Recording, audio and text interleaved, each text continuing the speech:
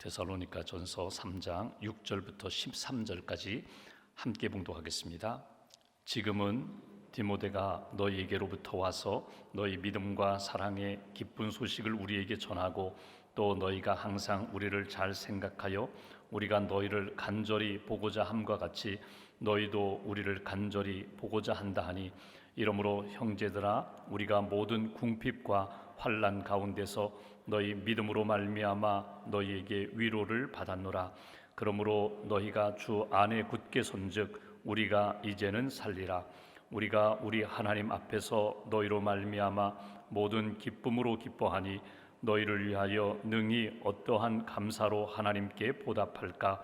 주야로 심히 간구함은 너희 얼굴을 보고 너희 믿음이 부족한 것을 보충하게 하려 함이라. 하나님 우리 아버지와 우리 주 예수는 우리 길을 너희에게로 갈 수 있게 하시오며, 또 주께서 우리가 너희를 사랑함과 같이 너희도 피차간과 모든 사람에 대한 사랑이 더욱 많아 넘치게 하사 너희 마음을 굳건하게 하시고, 우리 주 예수께서 그의 모든 성도와 함께 강림하실 때에 하나님 우리 아버지 앞에서 거룩함에 흠이 없게 하시기를 원하노라. 아멘. 하나님의 은혜와 평안이 여러분 심령과 가정 가운데 함께 하시기를 기원합니다. 오늘은 기도와 감사라는 제목으로 하나님 말씀 전하겠습니다. 사도 바울이 데살로니가 교회 성도들에게 전하는 편지입니다. 데살로니가 그 지역에 3주 동안 머물며 복음을 전했고 교회가 세워졌습니다. 큰 교회는 아니었지만 믿음의 성도들이 믿음과 소망과 사랑으로 아름답게 성장을 했습니다. 들리는 소식에 의하면 그 마게도냐, 그 지역의 본이 되는 성도다, 본이 되는 교회가 되었다. 이것이 너무 기쁘고 감사했습니다. 그런데 바울 마음 가운데는 이런 염려가 있었습니다. 본인이 복음을 전할 때에도 유대인들의 박해가 있었거든요. 당시의 삶이 그렇게 넉넉하지가 않았거든요. 그러니까 신앙생활 한다는 것이 그렇게 편안하지는 않았습니다. 평안하지는 않았습니다. 그런 가운데 지금 데살로니가 교회 성도들이 환난도 있고 궁핍, 고난도 있고 가난함도 있는데 과연 신앙생활을 잘하고 있는가? 근데 오늘 본문에 보시면 디모데가 와서 전해주는 소식을 들으니까 너무 기쁘고 감사했습니다. 여러 가지 환난도 있고 궁핍도 있지만 믿음 생활 잘하고 있다고 그 소식을 들으면서 바울이 너무너무 기뻐했어요. 그러면서 우리도 그들을 보고 싶은데, 바울도 그들을 보고 싶은데 그들이 우리를 보고 싶어 한다고, 언젠가 하나님이 기회를 주시면 만나서 함께 기쁨도 나누고 은혜도 나누고 또 상담도 하고 서로 격려하는 그런 시간을 가지면 좋겠다. 이것이 사도 바울의 마음이었습니다. 여러 가지 환난과 궁핍이 있지만 그 모든 어려움들을 잘 이겨낸다는 소식이 바울에게는 너무 큰 힘이 되었고, 바울 자신도 지금 복음 전도자로 사역하면서 여러 가지 핍박을 받으면서도 내가 믿음에 굳게 서야지, 하나님이 주시는 사명과 은혜를 잘 감당해야지, 이런 기도 제목을 가지고 감당하고 있는데 그 권면을 하고 싶은 거예요. 환난은 끝이 없다. 어제 환난이 있었고 그 문제가 해결된다면 오늘 아무것도 없는가? 아니, 그렇지 않다. 믿음을 지키는 사람에게는 언제나 어려움이 따르게 되어 있다. 외부적인 어려움도 있을 수 있고 내적인 어려움도 있을 수 있고 환경적인 어려움도 있을 수 있고 여러 가지 어려움도 있을 수 있지만 믿음으로 하나님 앞에서 승리해 나아가야 한다. 이것이 사도 바울이 가지고 있는 마음입니다. 여러분, 우리의 신앙생활을 보면은 우리가 예수님을 믿고 예수 그리스도 앞에서 믿음으로 고백하면서 구원함을 받습니다. 그리고 우리의 영혼이 하나님 나라, 하나님의 다스림을 받고 살다가 주님의 품에 안기는 거거든요. 근데 예수 믿고 구원받은 우리들이 이 땅을 살아가면서 하나님 앞에 끊임없이 기도하고 그 은혜와 말씀으로 살고 있는데 우리의 삶 가운데 어려움이 떠나지 않는다는 거예요. 여러분, 솔직히 여러분 자신들 한번 가슴에 손을 얹고 이야기해 보십시오. 나는 전혀 문제가 없습니다. 여러분, 그런 분이 있을까요? 없습니다.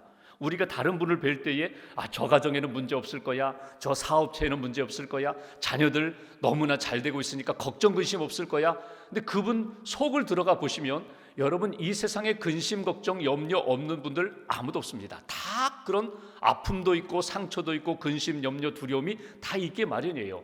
그 고난의 문제를 우리가 어떤 신앙의 자세로 대하느냐, 해석을 하느냐, 예수 믿었더니 만사형통입니다. 전혀 문제없고 하는 일마다 잘 됐습니다. 그건 감사한 일이죠. 복된 일이죠.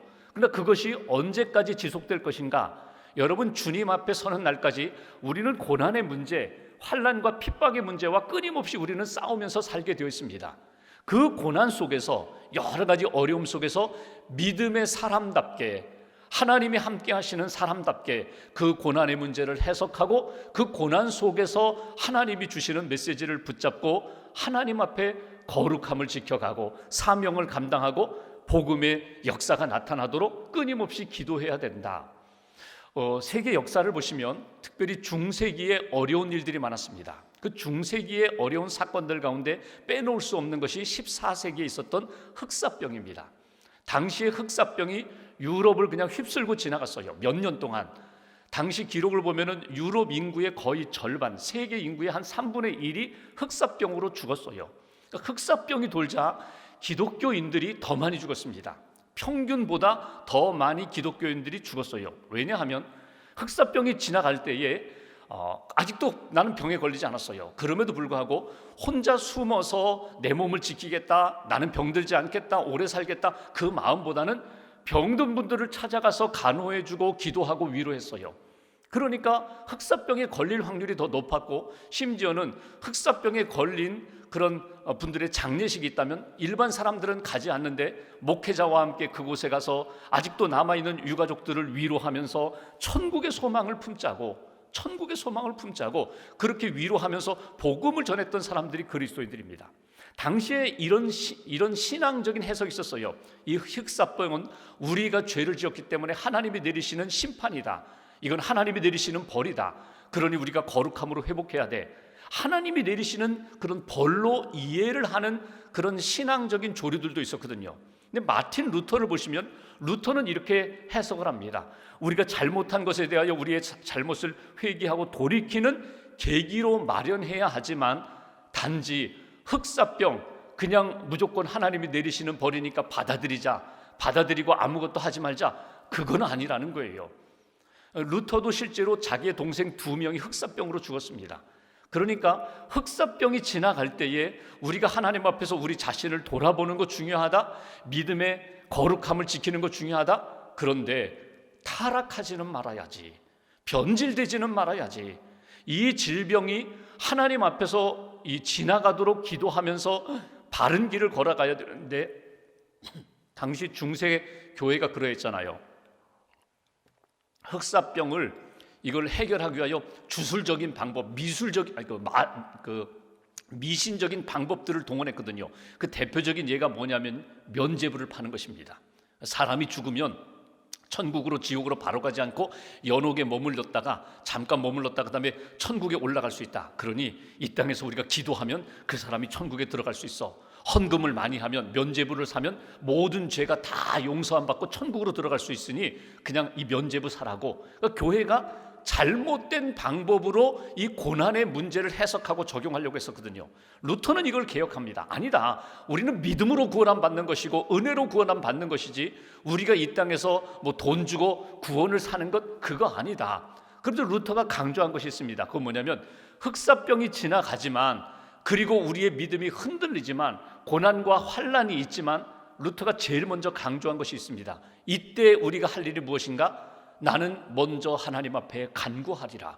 기도해야 한다는 거예요. 하나님, 우리를 불쌍히 여겨주세요. 하나님, 우리를 구원해 주세요. 하나님, 우리를 믿음의 길로 바르게 인도해 주세요. 만약 나에게 흑사병이 와서 하나님이 나를 데려가신다면 나는 그냥 하나님이 내게 주신 사명이 여기까지, 나는 그렇게 믿음으로 받아들이면서 주님의 품에 안기리라. 그러나 하나님이 여기에 우리에게 남겨두셨다면 하나님 앞에서 깨어서 나는 건강을 지켜가리라. 쉽게 말하면 내가 예방할 것이 있으면 예방하리라. 꼭 필요한 사람들만 만나리라. 그리고 하나님이 내게 기도해 줘야 할 사람이 있다면 그 흑사병이 있든지 그 사람에게 가서 기도해 주리라. 그러니까 이 루터가 가지고 있었던 고난과 환난의 시간에 제일 먼저 해야 될 것은 무엇인가? 하나님 앞에서 기도하는 일을 놓쳐서는 안 된다. 하나님이 주신 사명을 잃어버려서는 안 된다. 그리고 거룩함을 지켜야 된다. 환난 가운데 하나님이 주시는 뜻이 무엇인지를 끊임없이 묻고 하나님이 기뻐하시는 구원받은 자답게 구원의 확신을 가지고 살아가야 돼. 그것이 루터가 그 당시의 환난과 고난 가운데 믿음으로 본인이 걸어갔던 길이고 믿음으로 권면했던 내용입니다. 오늘 데살로니가 교회 가운데 어려움이 있었어요. 환난이 있었습니다. 믿음 때문에 겪는 환난도 있었고 사회적인 문제 때문에 겪는 여러 가지 환난이 있었지만 너희들이 환난을 잘 극복해가고 믿음에 반듯하게 선 것이 나는 너무나 기쁘고 감사하다. 그러면서 오늘 3장 말씀해 보시면 이제 본문 7절 말씀 보십시오. 이렇게 표현합니다. 이러므로 형제들아 우리가 모든 궁핍과 환난 가운데서 너희 믿음으로 말미암아 너희에게 위로를 받았노라. 믿음으로 이겨나간 것이 너무너무 기쁘고 감사하다. 8절 그러므로 너희가 주 안에서 굳게 선즉 우리가 이제는 살리라. 희망이 있다. 소망이 있다. 믿음의 길이 여기에 있구나. 9절 우리가 우리 하나님 앞에서 너희로 말미암아 모든 기쁨으로 기뻐하니 너희를 위하여 능히 어떠한 감사로 하나님께 보답할까. 이 좋은 소식을 들었는데 환난 가운데서 믿음으로 이겨나갔다는 그 성도들의 소식을 들었는데 내가 하나님 앞에 어떻게 감사로 보답할까? 어떤 감사로 보답할까? 너희를 생각할 때 내가 어떻게 멀리 떨어져 있는데 갈 수도 없는데 어떻게 내가 하나님 앞에 나아가면 좋을까? 10절 말씀 첫 번째로 우리에게 오늘 주시는 메시지입니다. 주야로 심히 간구함은 주야로 여기 밤낮입니다. 심히 아주 깊이 아주 간절히 하나님 앞에 간구하면 기도하겠다는 거예요. 내가 지금 이 상황 가운데 너희들의 소식을 듣고 내가 너희를 위하여 하나님 앞에 할 수 있는 감사의 자세가 있다면 기도하는 것이다. 심히 간구함은 너희 얼굴을 보고 너희 믿음이 부족한 것을 보충하게 하려 함이라. 하나님 앞에 나는 간구하겠다. 하나님 앞에 기도하겠다.